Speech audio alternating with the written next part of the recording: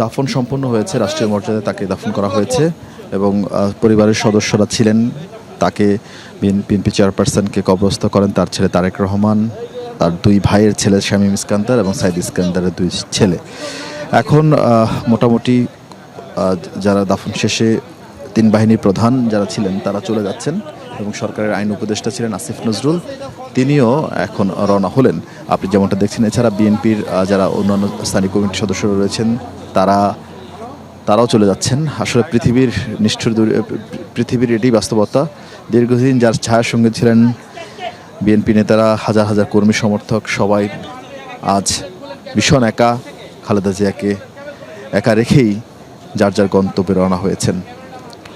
এটাই আসলে বাস্তবতা, এটাই আসলে প্রত্যেকের মানুষের জীবনে আসলে এই ধরনের কঠিন সময় পার করতে হয়। আমরা দেখতে পাচ্ছি বিএনপির সিনিয়র নেতৃবৃন্দ বের হচ্ছেন, তারেক রহমানও বের হচ্ছেন। তারেক রহমানের স্ত্রী ডাক্তার জুবাইদা রহমানকে দেখতে পাচ্ছি, তারেক রহমানকেও দেখতে পাচ্ছি আমরা। জাইমা রহমান রয়েছেন, আরাফাত রহমান কোকুর দুই স্ত্রী রয়েছেন, আরাফাত রহমান কোকুর দুই সন্তানও জাইফার রহমানকে দেখতে পাচ্ছি।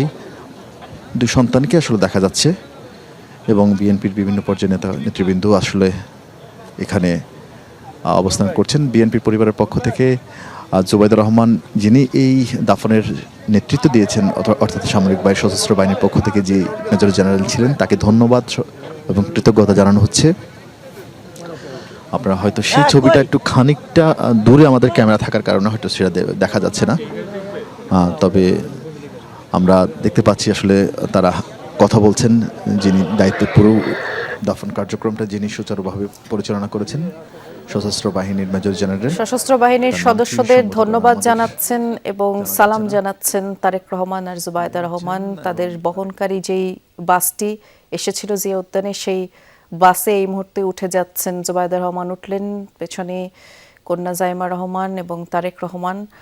এই বাসটিতে করেই আবার তারা গুলশানের বাসভবনে ফেরত যাবেন।